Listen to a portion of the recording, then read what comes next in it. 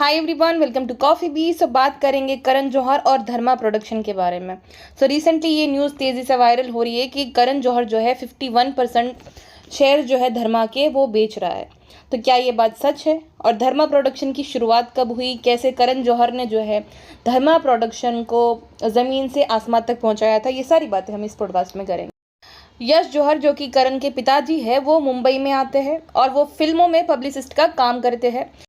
उन्होंने फोटोग्राफर का भी काम किया था और जो गाइड मूवी थी उस मूवी को असिस्ट भी किया था। अब इतना ज़्यादा काम करने के बाद जो है इंडस्ट्री में यश जी ने सोचा कि अब वो खुद का प्रोडक्शन खोलेंगे और यश जी के प्रोडक्शन हाउस का जो नाम रखा गया 1976 में उन्होंने अपना खुद का प्रोडक्शन हाउस ओपन किया जिसका नाम रखा गया धर्मा प्रोडक्शन, जो कि उस टाइम धर्मा प्रोडक्शन को जिसने फाइनेंस किया था एसपी हिंदुजा, उनके बेटे का नाम था धर्मा। उनके बेटे के नाम पर धर्मा प्रोडक्शन रखा गया और धर्मा प्रोडक्शन के अंडर जो है पहली मूवी रिलीज होती है दोस्ताना, बने चाहे दुश्मन जमाना हमारा, सलामत रहे दोस्ताना हमारा, जिसमें उस टाइम के सुपरस्टार अमिताभ बच्चन, अभी भी सुपरस्टार ही है, अमिताभ बच्चन और शत्रुघ्न सिन्हा थे। दोनों दोस्तों को सेम लड़की के साथ प्यार हो जाता है, जीनत अमान जी के साथ। वो मूवी सुपर डुपर हिट हो जाती है। अब गौर करने वाली बात यह है कि पहली ही मूवी सुपर हिट हो गई तो किसी को भी ऐसा लगेगा कि आने वाली मूवी तो इससे भी अच्छा काम करेगी, लेकिन अफसोस ऐसा नहीं होता है। 1984 में धर्मा प्रोडक्शन की दुनिया मूवी रिलीज होती है जो कि सुपर फ्लॉप होती है। उसके बाद 1987 में मुकद्दर का फैसला रिलीज होती है जो कि सुपर डुपर फ्लॉप थी। अब सबको ऐसा लगेगा विजय दीनानाथ चौहान, नाम तो सुना ही होगा। अग्निपथ सबको लगता है कि वो सुपर हिट होगी, लेकिन वो उस टाइम की फ्लॉप मूवी थी। 1990 में आई थी वो और वो सुपर फ्लॉप हो जाती है। बट लेटर वो मूवी कल्ट साबित होती है जब उसको टेलीविजन पे प्रसारित किया जाता है तब। उसके बाद उस मूवी को जो है नेशनल अवार्ड भी मिलता है। 1993 में गुमराह मूवी जो कि महेश भट्ट ने डायरेक्ट की थी वो धर्मा प्रोडक्शन के अंडर रिलीज होती है, वो भी फ्लॉप हो जाती है। 1998 में वो भी महेश भट्ट ने डायरेक्ट की थी डुप्लीकेट, जो कि शाहरुख खान की थी, जिसमें शाहरुख खान ने डबल रोल किया था। वो मूवी भी जो है फ्लॉप हो जाती है। तो महेश भट्ट और यश जी जो है कॉन्टेक्ट में शायद आते हैं यही दो मूवी से, लेकिन दोनों ही मूवी महेश भट्ट की सुपर फ्लॉप होती है। 1998 में ही शाहरुख खान किसी और मूवी का भी शूट कर रहे होते हैं। वो मूवी होती है कुछ कुछ होता है, जो कि यश जौहर के बेटे करण जौहर ने डायरेक्ट की थी और यही करण जौहर की डायरेक्टर डेब्यू मूवी थी। किसी को ज़्यादा उम्मीद नहीं थी, लेकिन शाहरुख खान जो कि बहुत बड़ा नाम थे वो उस मूवी में थे। ज़्यादा उम्मीद तो नहीं थी क्योंकि करण का ये डायरेक्टर डेब्यू था, बट ये मूवी जो है सुपर डुपर हिट हो जाती है। आज भी उसके डायलॉग्स जो है याद किए। उस मूवी के सारे ही गाने सुपर डुपर हिट थे। सलमान खान ने उसमें कैमियो किया था। कुछ कुछ होता है मूवी आप बार बार देख सकते हो, मतलब वन टाइम वॉच नहीं है। अगर आपने 6 महीने पहले देखी है तो आप बाद में देख सकते हो। ऐसी मूवी है, आज भी उससे बहुत सारे लोग रिलेट कर सकते हैं। एक बात गौर करने वाली थी कि करण जौहर जो है वो एनआरआईज को भी अट्रैक्ट करने के लिए मूवीज बनाते थे। जैसे कि उनकी मूवी में एक चीज़ कॉमन हुआ करती थी कि कोई ना कोई या तो हीरो या तो साइड कैरेक्टर एनआरआई ज़रूर होगा। 2001 में करण जौहर द्वारा डायरेक्टेड कभी खुशी कभी गम मूवी आती है। अब करण जौहर की एक खासियत थी कि वो फैमिली मूवीज़ डायरेक्ट करते थे, लेकिन थोड़ा बहुत जो है वो एनआरआई वाला तड़का ऐड कर देते थे, थोड़ा बहुत मॉडर्न टच वो अपनी मूवीज़ में ऐड करते थे। ये मूवी में भी कॉमन फैक्टर थे शाहरुख खान, बड़े चेहरे थे अमिताभ बच्चन, जया बच्चन, रानी मुखर्जी, काजोल। ये मूवी सुपर डुपर हिट हो जाती है, जो कि करण की सेकंड मूवी थी जो कि उन्होंने डायरेक्ट की। करण ने लगातार 2 सुपर हिट मूवी दी थी एज अ डायरेक्टर। तो धर्मा प्रोडक्शन जो कि लॉस में चल रहा था क्योंकि लगातार 5-6 मूवीज जो फ्लॉप हुई थी ना, सक्सेसफुल तो एक ही गई थी, दोस्ताना। तो यश जौहर जो है, जो कि करण जौहर के पिताजी है, उनको अपनी बहुत सारी प्रॉपर्टी सेल करनी पड़ी थी और हीरू जौहर जी की ज्वेलरी भी सेल करनी पड़ी थी। धर्मा प्रोडक्शन जो है वो लॉस में चल रहा था। करण जौहर की वजह से वो वापस से जो है पटरी पे आ जाता है।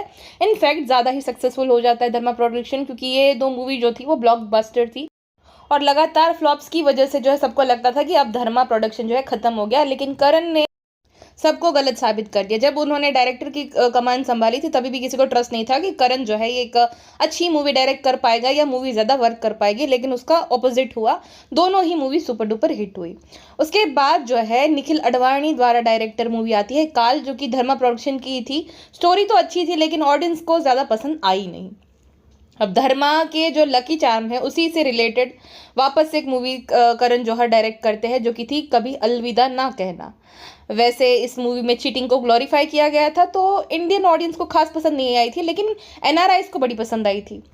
तो ये मूवी भी सुपर डुपर हिट हो जाती है। मिक्स ओपिनियन थे, लेकिन मूवी चल जाती है, क्योंकि इसमें भी जो है वो बड़े नाम थे, शाहरुख खान, प्रीति जिंटा, रानी मुखर्जी, अभिषेक बच्चन, अमिताभ बच्चन जी, तो इतने सारे सुपरस्टार्स थे, जिस वजह से ये मूवी भी चल जाती है। स्टोरी अच्छी थी, बट चीटिंग को ग्लोरीफाई किया था करण ने, जो कि वो आज भी करते हैं कि sexual infidelity is not infidelity, तो आज भी वो वही डायलॉग मारते रहते, तो शायद अपनी थोड़ी बहुत वो अपना तड़का तो देते ही थे। 2004 में जो है करण के पिताजी यश जौहर जी इस दुनिया को अलविदा कह देते हैं। अब धर्मा प्रोडक्शन की कमांड करण संभालता है। करण जो है अब यूथ को टारगेट करना शुरू कर देता है। पहले वो फैमिली ओरिएंटेड मूवीज डायरेक्ट करता था, जहां पर थोड़ा बहुत वो एनआरआई का तड़का मार देता था और मॉडर्न टच दे देता था। अब तो वो फुल टू यूथ को जो है टारगेट करना शुरू कर देता है। I hate love stories, wake up Sid, we are family, एक में और एक टू, इसमें मिक्स रिएक्शन आते हैं। कुछ मूवी सुपरहिट होती है, जैसे वेकअप सीड हो गई, आई हेट लव स्टोरीज हो गई, और कुछ मूवी फ्लॉप हो जाती है, लेकिन बैलेंस में चल रहा था सब कुछ, क्योंकि अगर 2 फ्लॉप हो रही तो 2 हिट भी हो रही है। पता है उस दौरान सबसे अच्छी बात क्या थी?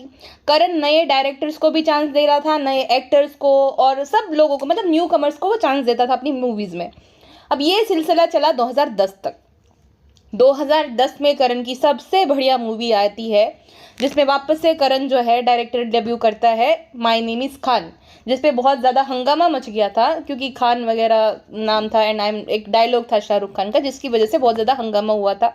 सबको लगा था कि ये मूवी रिलीज़ भी नहीं हो पाएगी, लेकिन ऐसा नहीं हुआ। इतनी सारी कंट्रोवर्सी के बावजूद भी जो है वो मूवी रिलीज़ होती है और वो सुपर डुपर हिट साबित होती है। एंड मेरे हिसाब से वो सबसे बढ़िया मूवी है जो कि करण ने डायरेक्ट की है, बहुत बढ़िया मूवी है वो। अच्छा, एक मज़े की बात मैं आपको बताती हूँ। ये जो my name is Khan movie थी ना, उसमें वरुण धवन और सिद्धार्थ मल्होत्रा ने असिस्टेंट डायरेक्टर का रोल प्ले किया था। जी हाँ, वो दोनों बतौर असिस्टेंट डायरेक्टर काम करते थे। 2010 तक सब कुछ ठीक चल रहा था, मूवी सुपर हिट हो जाती है, लेकिन 2012 से जो है करण एकदम चेंज होने लगता है। 2012 में जो है student of the year release होती है, जिसको भी करण जौहर ने ही डायरेक्ट की होती है, लेकिन यहाँ से जो है इंडस्ट्री में नेपोटिज्म की शुरुआत हो जाती है। वैसे पहले से ही थी। अभिषेक बच्चन जो है वो अमिताभ बच्चन का बेटा है। करीना, करिश्मा ये रणधीर कपूर और बबीता कपूर की बेटियां है, जो कि एक्टर और एक्ट्रेसेस वो करते। फरदीन खान हो गया, जायद खान, रणबीर कपूर, ये सब इंडस्ट्री में थे ही, सोनम कपूर, तो ये सब नेपोटिज्म के प्रोडक्ट्स थे। लेकिन करण जौहर कुछ ज़्यादा ही बदनाम हुआ उसकी हरकतों की वजह से। अब इसमें जो है 3 नेपो किड्स को करण ने चांस दिया। सिद्धार्थ मल्होत्रा भी नेपो किड ही है, जिसको नहीं पता उनको मैं बता दूं। सिद्धार्थ मल्होत्रा, वरुण धवन जो कि डायरेक्टर डेविड धवन का बेटा था, आलिया भट्ट जो कि महेश भट्ट की बेटी थी, कृपी महेश भट्ट की, इन तीनों का डेब्यू होता है। वैसे मूवी तो इतनी अच्छी खास मतलब नहीं थी, ना ही उसमें कोई अच्छी स्टोरी थी, बट मूवी सुपर हिट हो जाती यूथ की वजह से। मैंने बोला ना कि करण को समझ आ गया था कि अब नया दौर है तो हमें यूथ को टारगेट करना पड़ेगा, जिस वजह से वो मूवी सुपर हिट हो जाती है। और गाने भी बहुत चले थे, राधा तेरी चुंदड़ी, डिस्को दीवानी वगैरह वगैरह, बहुत गाने उसके बहुत चले थे। उस मूवी में आलिया खास एक्ट नहीं कर पाई थी, मतलब बहुत ही मीडियोकर एक्टिंग थी अगर देखा जाए आलिया की उसमें। लेकिन अब जो है डैडी जो क्या करते हैं, इम्तियाज़ अली को आलिया का नाम रिकमेंड करता है। उनकी नई मूवी आने वाली थी हाईवे, जिसमें रणदीप हुड्डा थे, तो उसके अपोजिट जो है आलिया को वो रोल दिलवा देते हैं। नो डाउट आलिया ने उसमें ब्रिलियंट एक्टिंग की थी। किसी को विश्वास ही नहीं हुआ कि ये आलिया की सेकंड मूवी है, मतलब इतनी मैच्योरली उसने एक्ट किया था, बहुत ही बढ़िया उसने एक्टिंग करी थी। लेकिन बात यहाँ पे ये था कि आलिया तो एक अच्छी एक्ट्रेस है, डैडी जो क्या करते थे ना, दूसरी हीरोइन का जो रोल होता था ना वो स्नैच कर देते थे उनसे। हर किसी को रिकमेंड करना आलिया का नाम, सेम उसने गली बॉय में भी किया। जोया अख्तर को करण ने बोला कि आलिया को ले लो अपनी मूवी में, तो हर दूसरी एक्ट्रेस जो हुआ करती थी ना, उनका रोल वो स्नैच कर लेते थे।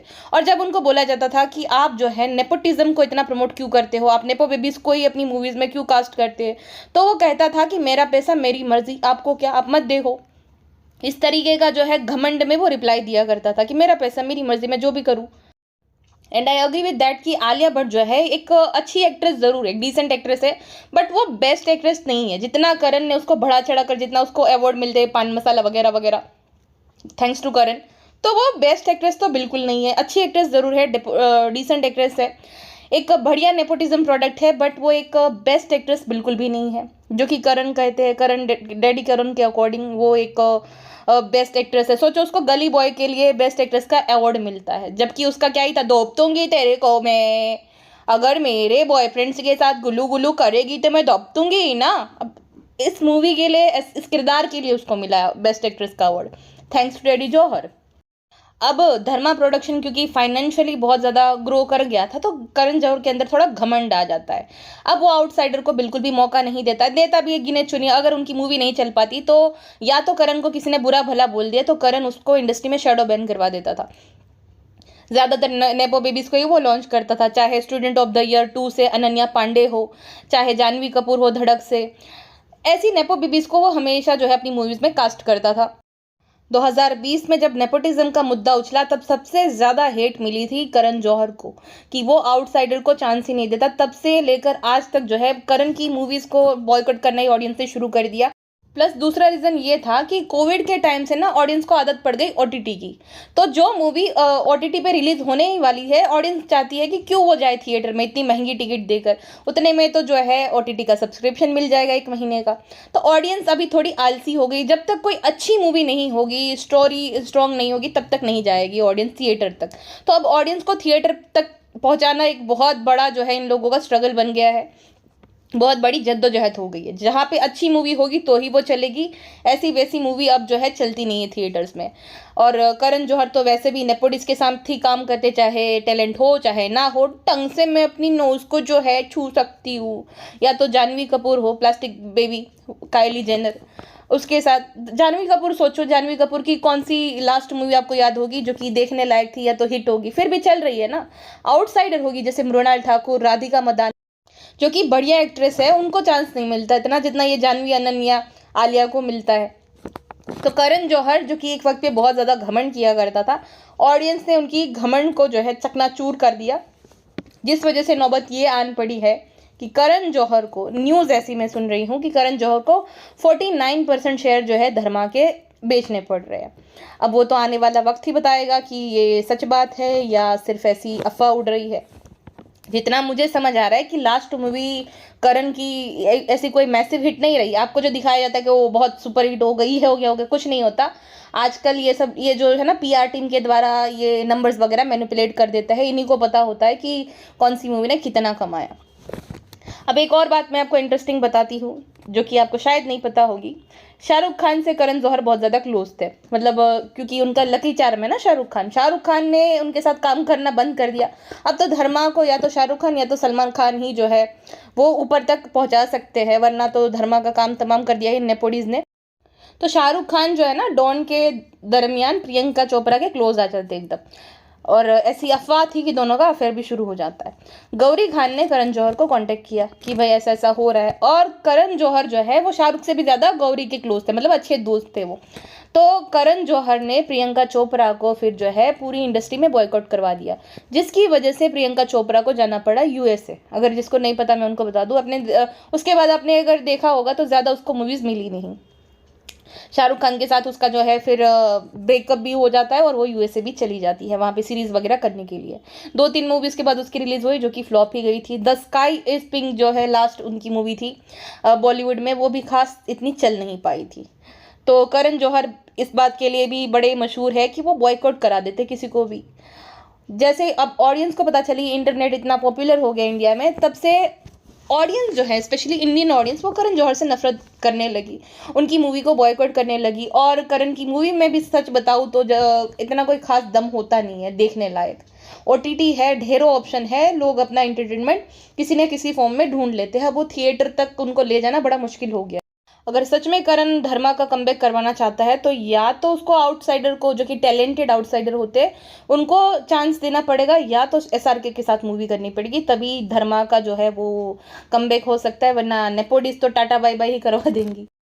सो ये कहानी थी पूरी धर्मा प्रोडक्शन की और करण जौहर की। आपको क्या लगता है कि धर्मा बिक जाएगा, धर्मा प्रोडक्शन बिक जाएगा, या वापस से जो है धर्मा प्रोडक्शन कमबैक कर लेगा? कमेंट सेक्शन में बताएगा। फिलहाल के लिए बस इतना ही, मिलते हैं नेक्स्ट पॉडकास्ट में। अपना ध्यान रखिएगा, बाय बाय।